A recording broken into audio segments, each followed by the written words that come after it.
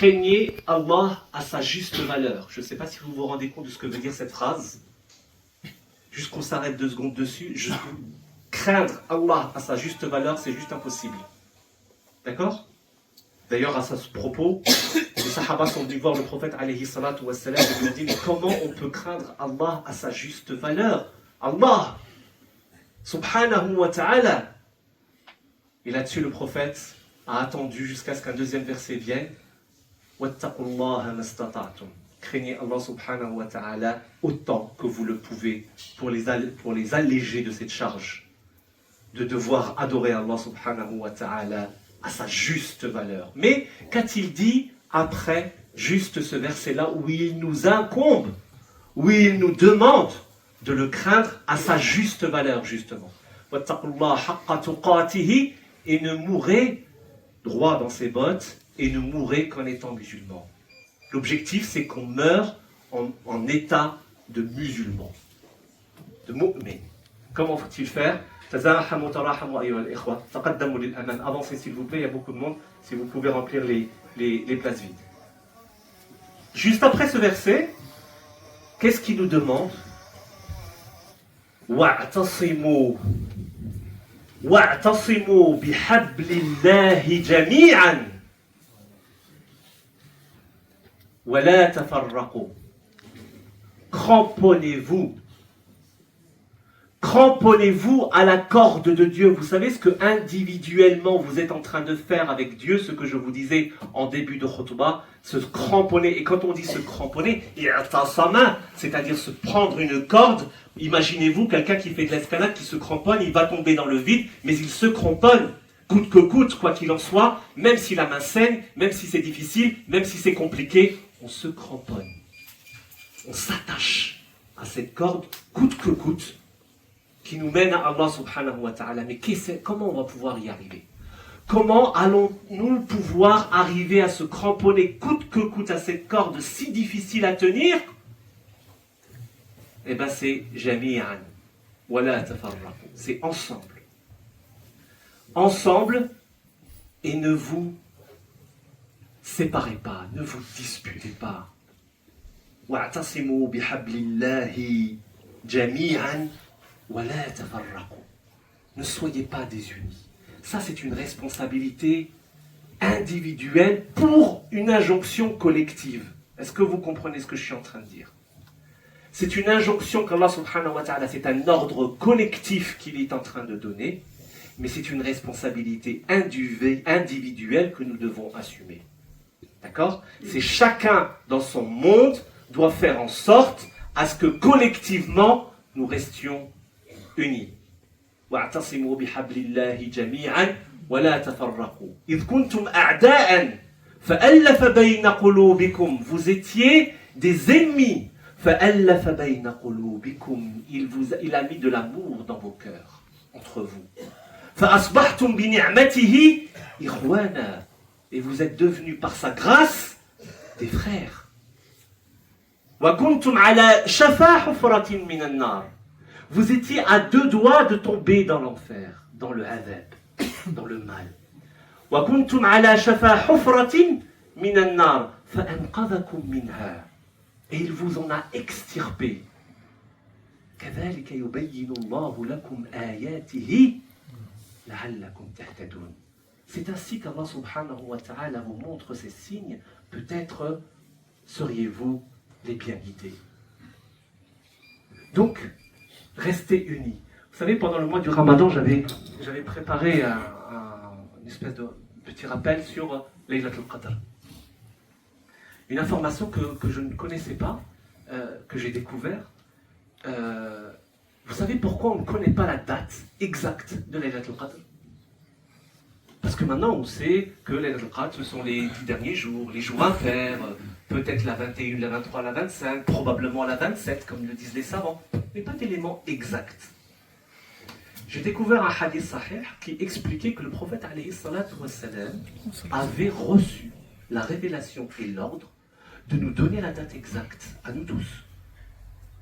Il est sorti de chez lui, le prophète alayhi salatu wassalam, et au moment où il voulait annoncer la date exacte de Laylatul Qadr. Et vous savez quel aurait été le trésor que de savoir la date de Laylatul Qadr. C'est un trésor inestimable. Khayrun min alfi shahr. Au moment où il est sorti de chez lui pour donner la date exacte de Laylatul Qadr, il a vu 2 sahaba en train de se disputer.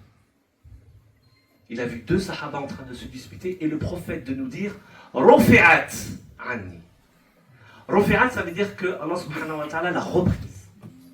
On ne sait pas si Allah subhanahu wa ta'ala, par sa puissance, a repris l'information de la connaissance du prophète alayhi salatu wassalam, ou tout simplement il lui a dit de ne plus le dire. Mais toujours est-il qu'elle nous a été cachée à cause de quoi?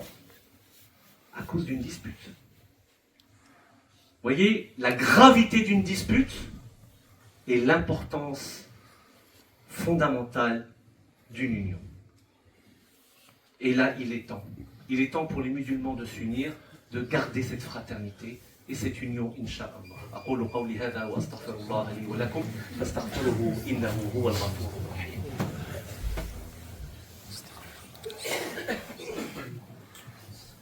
Bismillah wa kafa wa salatu ala al-Mustafa. Hier soir, la majeure partie des associations musulmanes culturelles et cultuelles du Bahreïn se sont réunies au sujet de cet événement. Et nous avons, alhamdulillah, entamé cette démarche d'union et d'unité. Et parmi les choses que nous avons décidé dans un premier temps, c'est de faire un prêche commun. Donc normalement, Inch'Allah, l'ensemble des mosquées du Bahreïn, aujourd'hui, ont le même sujet, chacun le traite à sa manière, ont le même sujet qui est celui de l'islamophobie totalement décomplexée aujourd'hui, qu'il faut dénoncer. C'était la première décision, et parmi les décisions, c'est de faire ce qu'on appelle Salat al-Ra'ib, ce qu'on appelle la prière de l'absent.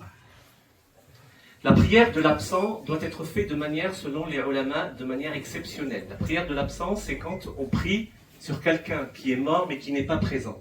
D'où le nom prière de l'absent. Elle se prie exactement comme une salat al-janaza, en présence du défunt, mais là en l'occurrence le défunt n'est pas là, et donc on prie salat al-ra'ib.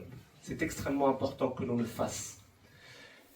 Bien évidemment, salat al-ra'ib doit rester quelque chose d'exceptionnel. On ne fait pas salat al-ra'ib pour tout et n'importe qui, et à chaque instant. Ça doit rester de l'ordre de l'exceptionnel, et en l'occurrence ces instants-là.